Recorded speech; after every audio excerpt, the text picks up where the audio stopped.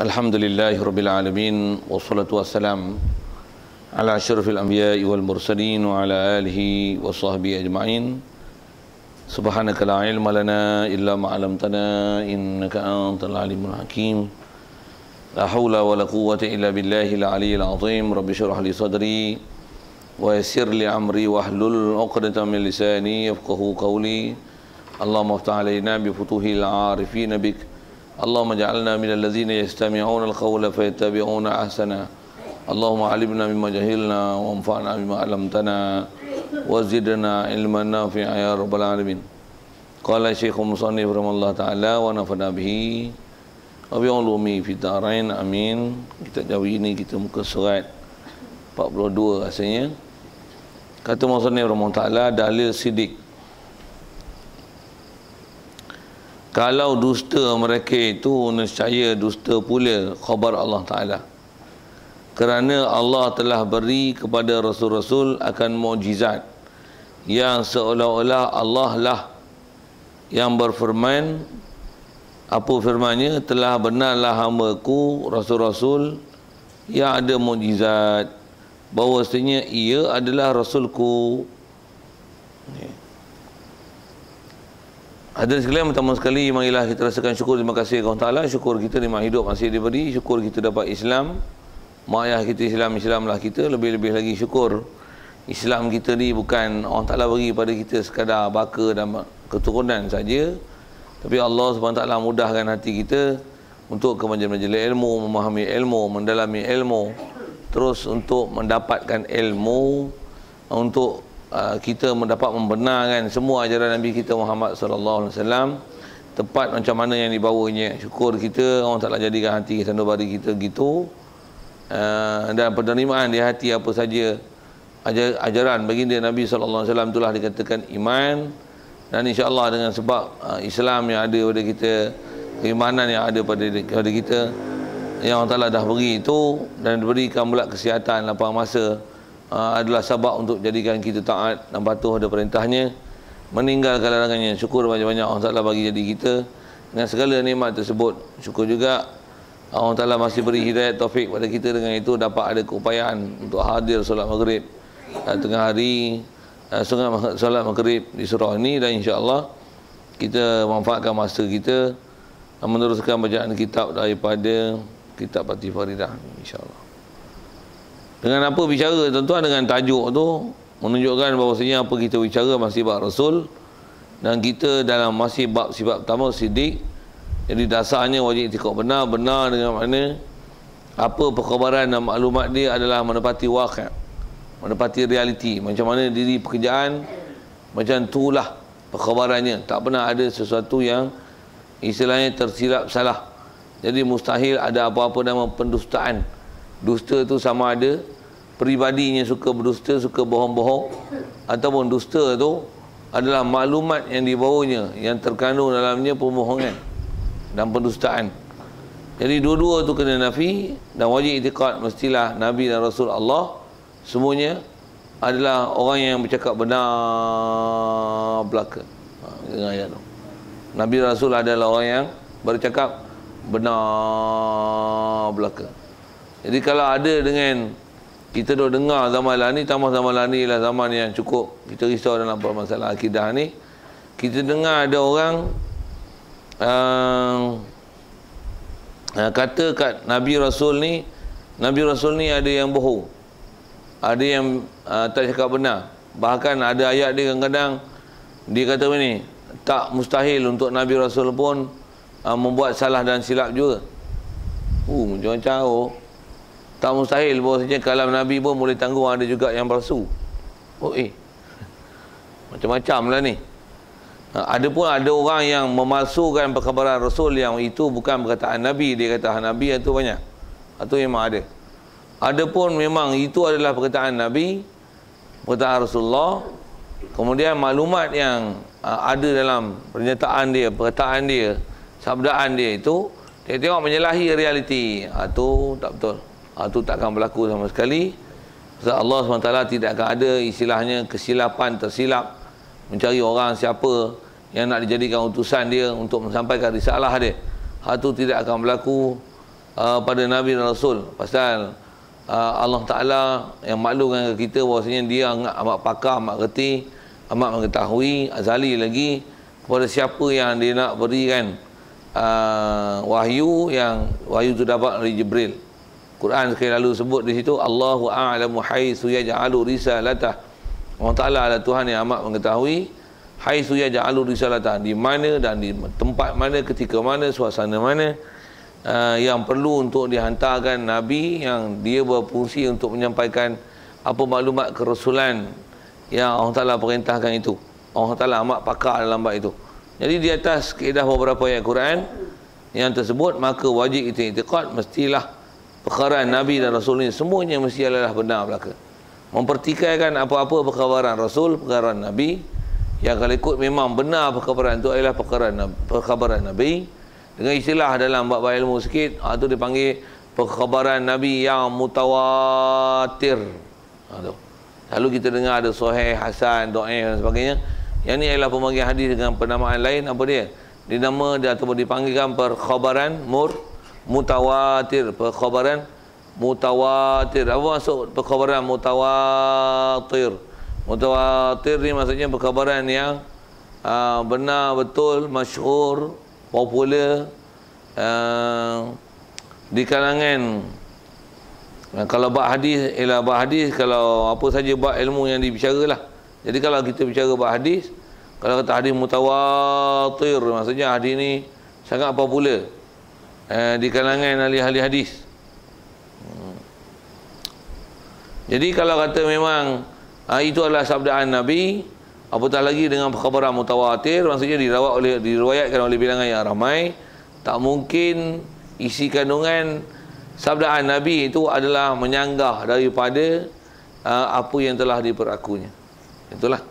Jadi di atas kaedah sidik itu, maksudnya wajib kita i'tiqad semua Nabi dan Rasul mesti betul. Tak benar.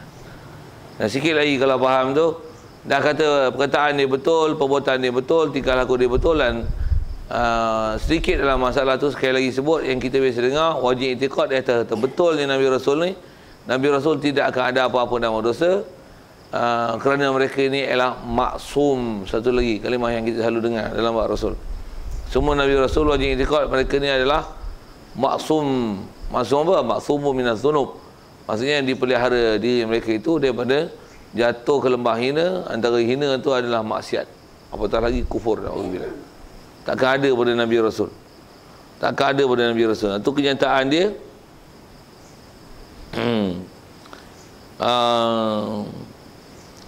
Nabi Rasul ni tak mungkin akan ada pendustaan. Jadi perkhabaran dia mesti betul, takkan ada yang salah. Baik. Jadi apa kita nak bicara ni dengan i'tiqad, kalau dah ada bagus, cantik. Cuma kalau orang tanya dalil lah, apa bukti Nabi ni mesti cakap benar? Orang lain tak boleh cakap benar. Kenapa orang lain boleh jadi bohong? Dan pada Nabi Rasul, benar ni mana tak mungkin ada apa-apa nama pembohongan pada dia. Itu maksudnya. Cuma sikit lagi jaga sebelum baca dah dalil apa. Kita memang wajib i'tiqad bahasanya selagi perkhabaran itu adalah pada Rasulullah, apatah lagi sebut dengan nama mutawatir tadi, maksudnya diriwayat oleh bilangan yang ramai tentang perkhabaran itu, nisbah kita wajib terima perkhabaran tersebut. Pasal dia adalah memang benar hak Rasulullah, tak boleh diragui. Ada pun perkara-perkara yang istilahnya bukan khabar mutawatir. Maksudnya kalau nisbah bilangan perawi, periwayatan yang perawi yang meriwayatkan hadis itu tak cukup kuat dan tak sebegitu ramai yang untuk dinamakan mutawatir. Hadis tu kalau ikut isi kaedah, dia ada peraturan dia untuk terima tidak dan sebagainya dalam masalah berhujah. Macam mana pun asal tersebut ialah kalau memang dia ialah mutawatir, memang itu adalah sabdaan Nabi, tidak akan ada apa-apa yang nama mutawatir yang boleh disanggah. Dan dia sebab kalau kata memang Rasulullah sebut, mesti apa yang isi dalam dia mesti betul. Wajib i'tiqad tu. Yang tu yang kita nak buktikan. Kenapa mesti betul? Kenapa dan mengapa tu ada persoalan. Sama ada persoalan dan sebut pelajaran yang kita nak bicara, ataupun persoalan memang ada terbuntu dalam kepala sebelum ni, ataupun apa-apa yang tersilap faham ke kepada dalam bab Bak Siddiq ni kata Nabi Rasul adalah benar. Tengok betul kan. Baik. Cuma kaedah dia sebut ni, apa yang kita bicara tajuknya dalil. Jadi dalil ni maksudnya dia ialah kaedah berfikir macam mana dengan apa yang tengok di hadapan, dia boleh dapat kita keputusan apa yang ghaib pada Allah Ta'ala. Jadi yang ghaib Allah Ta'ala ni kita nak bicara tahu mana? Wajib Allah Ta'ala hantar Nabi Rasul mesti benar. Tak mungkin ada Nabi Rasul yang Allah Ta'ala tersilap hantar yang istilahnya bohong, penipu, merepek. Subhanallah. Takkan ada. Wajib i'tiqad Allah Ta'ala hantar Nabi Rasul, mesti semua Nabi dan Rasul adalah benar. Siap. Baik, kaedah berfikir dia wajar macam ni. Cuma dia guna kalau-kalau lah. Contoh saya buat misal. Saya nak tunjuk kata ayat bahasa Melayu dengan guna kalau, dan apa realiti yang ada. Dengan itu maka terdapatlah jawapan dengan menggunakan kalau. Saya buat misal. Dan yang tu nanti mencerdikkan kita baca bahasa kitab ni diguna kalau. Dari kaedah berfikir dan macam mana nak dapat keputusan. Buat misal ini, contoh ayat guna kalau. Kalaulah subuh di Malaysia ni macam hari Jumaat. Nescaya Malaysia dah tertegak Islam lama dah. Okey tak? Betul tak? Ya. Kalau sembahyang subuh di Malaysia macam mana sembahyang hari Jumaat. Lama dah tertegak Islam di bumi Malaysia ni. Betul tak? Tak faham ayat tu? Duk ngantuk lagi ke apa ke duk beraya lagi? Memang masuk Zulkaidah dah weh, nak masuk Zulhijjah. Duk ingat Syawal lepas lagi. Okey, sajalah usik-usik tu. Kalaulah, guna bahasa kalau tu. Kalaulah subuh dalam negara kita, sembahyang subuh berjemaah dalam negara kita macam mana sembahyang Jumaat. Mustahil lah, boleh guna dia mustahil lah. Masih lagi Malaysia ini ditadbir dan diurus oleh orang yang tak berminat dengan Islam. Apa saja contoh ayat tu kan? Macam mana saya nak ajar kaedah kalau tu. Jadi kalau sekali lagi sebut, kalaulah masjid-masjid dan surau di Malaysia ni, surau pun surau diri Jumaat lah, subuh mereka, sembahyang subuh mereka kehadirannya adalah seramai sembahyang Jumaat, pasti Malaysia akan dapat ataupun memang telah didaulatkan Islam sepenuhnya dalam negara kita. Itu kaedah kalau lah. Betul? Nanti nak dapat jawapan. Kalau gitu. Kalau ni istilahnya berangai je. Itu kalau. Cuba tengok. Malaysia ni sembahyang subuh macam hari Jumaat kan? Tek kucing subuh macam Jumaat. Maghrib pun 3-4 potong kan? Jadi kalau maghrib pun 3-4 potong, apa faham? Memang tak tertegak Islam lagi di Malaysia. Jangan kata adalah negara, individu pun teruk. Jangan kata individu nak pergi sembahyang subuh, sembahyang Jumaat. Sembahyang maghrib yang semudah-mudah sembahyang pun tak mari. Jangan kata mari Jumaat, yang tak sembahyang di rumah pun berlama-lama. Jadi apa kita boleh buat? Keputusan? Tak tertegaklah Islam di Malaysia ni. Jangan kata tak tegak. Hak negeri yang dah ada golongan yang bunyi dia Islam sikit pun, hak tu pun jatuh, hak lama ambil gelap. Pasal apa? Pasal kalau tadi. Kalau tu memahamkan kita ke sana. Pasal kalau kalau subuh macam Jumaat, meriah sungguhlah Malaysia ni. Bayangkan subuh macam Jumaat, maghrib macam mana? Melepah macam sembahyang raya lah. Okey. Maghrib macam sembahyang raya ke? Maghrib macam sembahyang mayat. Pergi tu. Sembahyang mayat ke? Macam apa? Macam sembahyang qiyamul lail. Pergi. Kalau maghrib macam qiyamul lail, tak ada lah. Ataupun maghrib macam sembahyang subuh. Tak ada orang. Macam mana? Subuh sahabat sembang tu tertegak dah Islam? Tak ada. Tak ada. Dan juga kita boleh faham gini. Duk tengok subuh tak ada orang macam mana? Memang Islam tak tertegak punya di Malaysia. Kalau suasana begini. Jangan kata negara. Di individu pun masih belum selesai. Okey, saya nak ajar kaedah berfikir dengan menggunakan kalau. Jadi ke Rasul serupa agak. Tengok dia sebut.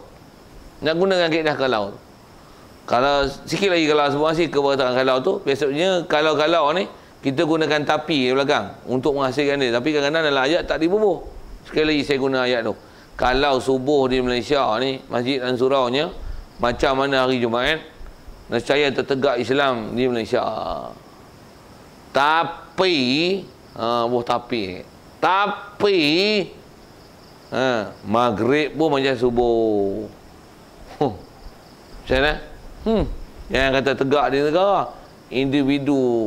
Individu Islam kita pun belum selesai. Jangan kata tertegak negara Islam. Nak sebut guna tapi. Tapi tu main mana? Tapi itu tengok realiti yang ada. Lepas tu gunakan perkataan kalau tu, dan kita akan dapat keputusan ghaib yang walaupun tak nampak tapi boleh buat keputusan siap. Jadi kalau maghrib ni macam mana sembahyang tahajud? Boleh bahasa itu belum masa lagi untuk menegakkan Islam di Malaysia. Bukan masalah tak mau tegak. Apa? Pakat kalau buat pun dia jadi masalah nak tegak. Pasal orang yang nak melaksana pun tak ada. Untuk faham tu macam mana? Sikit lagi masih guna kaedah fikir tu. Kena pakat mengaji, pakat sebarkan Islam, pakat berdakwah, pakat taubat, mengaji lain lah. Untuk tegakkan Islam di atas diri kita. Jangan kata kat negara ni. Kat individu kita, anak kita, isteri kita, hak tu pun belum selesai lagi, macam mana nak tegakkan negara? Macam mana kita yang dah ahli masjid pun belum sempurna lagi kita, anak bini, apatah lagi orang yang tak mari masjid. Nak fikir tegakkan Islam, fikir hak tu dulu. Pasal apa? Pasal dia ada guna kaedah kalau ni. Kalau. Okay. Macam mana pun yang ni satu kaedah ni, kaedah berfikir dan penakkulan fikir macam ni, dia mungkin ada susah sikit lah berbanding dengan kita bicara bab ketuhanan dulu. Baik. Macam mana pun tengok dia bagi ayat macam ni. Kalau dusta mereka itu Nabi Rasul, nescaya dusta pula khabar Allah Ta'ala. Maksudnya kalau Nabi Rasul dusta, lazim benda tu firman Allah Ta'ala, wahyu Allah Ta'ala pun dusta juga lah. Bahasa kampung kita senang. Kalau Nabi Rasul pun bohong, dia pakai bohong, kabaran Allah Ta'ala pun bohong jugalah. Sama telah lah bahasa dia gitu. Tapi adakah pembohongan pada firman Allah Ta'ala? Bohong tu maksudnya fakta tak betul ataupun apa yang berlaku dengan apa yang dalam Quran menyalahi daripada realiti. Macam tu kot syarah dia tu. Bohong tu. Adakah berlaku gitu? Tapi tak ada pun dalam Quran yang menyalahi. Jadi faham tu apa? Memang Nabi Quran, Nabi betul kan? Boleh faham saya cakap apa? Cuma kaedah guna kalau-kalau ni kita tak biasa guna ayat ni, dia jadi susah sikit lah kaedah berfikir. Macam mana pun tujuan dia buat apa? Pasal nak menunjukkan kaedah berfikir dan kaedah akal, kaedah berfikir dengan kaedah dalil, membuktikan maksudnya memang Nabi Rasul benar, sedangkan kita tak pernah tengok Nabi Rasul. Sekali lagi kalau saya gunakan bahasa kalau tu, sebelum baca kalau hak dalam kitab ni, masih nak tunjukkan kaedah format kalau. Kalau Nabi Rasul bohong, nescaya apa sabdaan dia kita akan dapati banyak menyalahi daripada apa yang sedang berlaku sekarang. Betul macam tu tak? Betul ya? Tapi yang kita dok tengok sabdaan Nabi yang sejak dulu dia dok sabda, lama dulu, sampai dengan apa kita duk temulah ni, tak ada satu pun yang bersalahan dengan apa yang dia sebut. Bahkan dia kata hak tu jadi hak tu lah. Tapinya macam tu. Jadi fahamnya apa? Tak bohong lah perkabaran Nabi. Tak ada lah dusta hak dia. Pasal apa? Pasal ada tapi tu tadi. Kalau dia bohong, bohong habislah firman Allah Ta'ala dan sabdaan dia. Tapi dia tengok tak ada apa yang dok bohong, semua dia cerita tu tepat berlaku macam mana dia sebut. Baik yang dia kata yang tu ayat Quran, baik yang dia dakwa itu adalah perkabaran dia, yang sabdaan dia, huraian dia. Tak pernah ada satu pun istilahnya yang bercanggah, bahkan tepat macam mana berlaku. Apa faham? Keputusan dia apa? Maka tidak ada apa-apa pun sabdaannya dan apa yang dikhabarnya daripada Allah Ta'ala yang istilahnya dusta, bohong, tak menepati realiti. Bahkan semuanya adalah benar belakang. Kerana kalau tak benar apa siapa? Guna kalau sekali lagi. Kalau tak benar semua bohong. Tapi tengok tak ada pun yang bercanggah. Semuanya tepat berlaku macam mana dikehendaki. Menunjukkan bahawasanya tidak ada apa-apa pembohongan pada perkhabaran Allah dan Rasul. Cuma nak pandai susun tu. Kok payah. Tuan saya sebut. Kalau buah dokong, dah ada buah dokong keliling sebut biar buah dokong kan. Kalau buah dokong harga mahal, tuan-tuan tolong jawab belakang boleh tak? Nescaya hak putih pun memang putih. Betul kan? Tapi berjual pun dah, bagi free pun ambil tak makan. Apa maksudnya? Murah lah. Murah. Macam mana boleh faham tu? Pasal ada kalau-kalau ni tu. Kalau mahal kan putih pun putih. Ni bagi free pun tak apa. Sekilo RM1. Sekilo RM1. Tu pun tak apa. Bukan tolak. Jual sekilo RM1. Buah molek-molek besar-besar tu. Tu pun orang tak beli. Bagi free pun tak apa. Hutang bos sikit urat. Agak-agak macam mana? Tak takut Naik 3 kupang sepokok orang tak bu. Macam buah pay tu. Macam mana boleh faham tu? Kita dah berfikir kalau. Tu. Tu dia sebut. Kalau dusta mereka itu Rasul. Nescaya dusta pula khabar Allah Ta'ala. Baik. Dia bagi alasan sikit. Pasal apa pula? Kerana Allah Ta'ala telah beri kepada Rasul-Rasul tu mukjizat. Pasal Allah Ta'ala beri mukjizat. Bila mukjizat pasal apa? Mukjizat ni seolah-olah, kalau pasal orang putih sikit, dia macam Allah Ta'ala support Nabi Muhammad. Support tu faham kot apa support? Sokong. Maksudnya Allah Ta'ala apa bagi apa? Bagi kejap lagi. Bahasa kapur ni. Bagi power lagi. Menunjukkan betul lah ni, bukan bohong lah. Pasal apa? Pasal ada hak support. Buah pi pasal support tu kan. Kita hampir boleh faham tu. Walaupun duduk kapur hulu-hulu. Boleh kerti lah tu. Terror bahasa Inggeris. Apa yang sebut ni? Pasal apa ni? Pasal Allah Ta'ala pergi ke Rasul mukjizat. Kalaulah Nabi ni bohong, agak-agak Allah Ta'ala bantu dengan mukjizat. Tak ada lagi dia plekai boleh. Nak tunjuk benda hebat apa? Dia tengok down tu. Down maksudnya jadi di sebalik apa yang dia minta. Dia tengok bulan terbelah apa? Jatuh timpa dah mampus tu. Bohpi gitu, contoh gitu. Tapi tak berlaku itu, bahkan apa yang Rasul minta doa Allah Ta'ala beri sebiji-sebiji. Nabi Soleh minta keluar unta daripada batu besar. Ya, terbelah tubik batu, tubik batu lah. Batu terbelah tubik unta. Unta lah tu kan unta biasa. Unta besar. Minum air telaga habis. Sampai orang minum susu dia tu. Bagi pula orang kampung minum. Sampai tak gaduh minum air telaga lah. Minum air susu hari-hari. Tu dia. Susu apa? Susu unta. Susu keluar macam air telaga. Memang mukjizat lah. Kalau ikut nak kata apa? Tu menunjukkan maksudnya mukjizat pula tu. Dia bukan sihir. Pasal apa? Sihir tak boleh buat dekat tu. Macam mana pun ada bab kita akan jumpa akan datang. Kita nak ajar ni kita dah berfikir. Apa dia? Kalaulah bohong Nabi Rasul, nescaya Allah Ta'ala tak bagi mukjizat. Tapi duk tengok ada mukjizat. Apa faham? Tu menunjukkan maksudnya Nabi Rasul tu adalah benar. Kalau tak benar, nescaya Allah Ta'ala tak bantu mereka dengan mukjizat. Tu kita dah berfikir dah. Tak payah sebut Quran, tak payah sebut hadis apa, tak payah apa-apa apa. Sebut dengan kaedah mukjizat. Mukjizat ni tu yang bahasa Inggeris ni menunjukkan Allah Ta'ala support Nabi Rasul. Jadi mukjizat ni seolah-olah telah firman Allah Ta'ala. Jadi mukjizat ni Allah Ta'ala beri, istilah saya guna bahasa Inggeris ni support. Yang tu menunjukkan bahawasanya memang Nabi ni benar pasal Allah Ta'ala perkejap lagi Nabi Rasul dengan bagi mukjizat. Nak menunjukkan Allah Ta'ala sokong Nabi Rasul. Tu menunjukkan bahawa Nabi Rasul tu benar.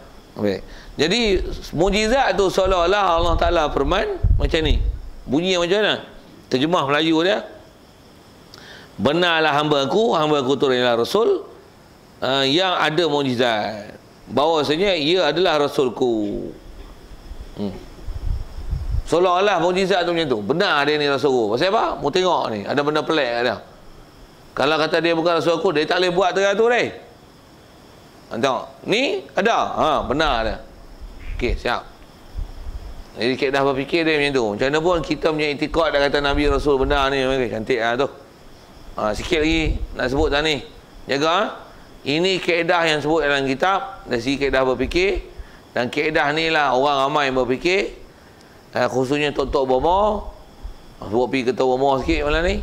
Tahu mana? Tok Bomo ataupun siapa-siapa istilahnya yang ada ilmu pelik-pelik. Dia nak bagi laku, dia bagi lari ubat dia. Dan betul ubat dia ni, bukan dia bohong. Apa kaedah dia? Dia tunjuk benda-benda pelik dan luar biasa. Pasal apa? Nak menunjukkan bahawasanya dia buat ni, dia apa dia nak jual ni adalah benda betul. Bukti dia apa? Ada pelik dan luar biasa. Orang guna format tu. Satu jual ubat, nak jual ubat, tapi tunjuk ular, tunjuk ni. Ni tulang ikan duyung tuan. Yang ni rumput yang boleh berjalan. Rumput boleh berjalan. Batu apalah, yang ni lah apalah, macam-macam dia sebut pelik-pelik. Dia buat siap atur ni. Ni ada 30 benda ajaib saya nak tunjuk kat tuan-tuan. Ubat saya ni semua gunakan bahan-bahan ajaib ni. Kita mau tengok sebiji, tapi nak tunggu sebutir pun tu dia 4 jam tunggu lepas tu. Tak buka-buka peti. Goreng. Pasal kalau dia nak tunjuk betul-betul, kalau tunjuk buka. Tengok. Tapi saja dia nak bagi orang ramai, nak bagi laku. Pula tu dari si kaedah pun macam ni. Yang ditunjuk tu memang sabit dia tunjuk benda pelik tu, ubat dia tu mujarab lah. Tak kan? Tapi nak kata apa? Dia guna kaedah tu. Tunjuk benda pelik, mu nak ambil lah ni. Ambil lah ni. Try lah. Sapu mau tengok, aku sembuh, keluar habis semua air besar. Kita pun ambil. Kita sembuh tak keluar apa. Pasal apa tu? Pasal nak pergi laku. Kita pun tengok terpegun. Wah, betul lah tubik semua ni. Tambah pula kita dapat orang ni sakit. Dia kata pakcik ada apa? Gout. Duduk. Jalan pun tengok. Teruk ni. Okey, tengok kita cuba pakcik ni tengok. Sapu. Sembuh macam mana? Cuba pakcik berdiri. Lompat tengok. Hui, macam orang sihat. Lala tu kat. Tengok tuan-tuan. Tuan-tuan tak beli. Silap tuan-tuan. Menyesal balik lagi. Pakat beli habis. Saya nak kata apa? Dia guna format tu. Kalau ikut format tu, format Allah Ta'ala mengajar Nabi Rasul benar. Tapi itulah orang yang benda yang dia nak cari kemegahan dunia ni, dia guna kaedah tu. Apa saja kan? Ilmu silat ke apa kan, nak tunjuk dia hebat macam mana? Dia buat benda pelik-pelik. Yang ni yang kita kena mengaji sungguh-sungguh. Mengaji sungguh tak mana? Bagi kenal pasti yang mukjizat memang betul, dia lah mukjizat. Yang seadik-beradik dengan mukjizat yang kata tu kurnia Allah Ta'ala adalah karamah. Ada bab nanti jumpa rasanya insya-Allah yang pelik luar biasa. Tapi kalau pelik luar biasa yang bukan istilahnya karamah dan mukjizat, itu jaga-jaga, itu kebanyakannya adalah sihir dan jin. Jadi yang tu bukan nak menunjukkan kata apa ditunjuk tu betul, tapi itu adalah kecohan nak tipu daya kita, nak bagi laku barang dia. Baik laku barang, nak laku ubat, nak dapat populariti, apa semua tu lah. Bukan apa benda disebut tu betul ke tak? Tengok tuan, kalau tuan-tuan lah, saya buat gini. Kalau contoh Tok Umar lah, tengok je. Apa dia ni ada 3 ekor duduk belakang. 3 ekor. Apa dia anjing tangkap seekor. Buh dalam motor apa. Lagi selalu ada berasa begini. Sebut dia, saya sebut tu betul kena kata. Ten dia betul tak macam ni. Saya sebut ni balik lagi tak ada agak mah. Balik sungguh tak ada. Agak-agak telefon lah. Ni nombor telefon saya. Kalau apa-apa betul lah, telefon lagi. Tengok, lagi telefon. Kalau saya boleh buat benda pelik kat dia tu, betul tepat tu. Tak telefon saja. Yang ni tukar iklan tu. Iya kan, saya itu kaedah lah ni. Macam mana pun kena tengok tu betul lah apa yang disebut dan benda pelik tu nama karamah ataupun itu sebenarnya jin ataupun sihir. Yang tu kan. Macam mana pun saya tak cadang nak panjang sana, tapi saya nak tunjuk kata kaedah berdalil nak menunjukkan seseorang tu benar. Ramai manusia menggunakan isu mukjizat, maksudnya benda pelik, mencari adat untuk membuktikan apa yang dibawa tu adalah betul.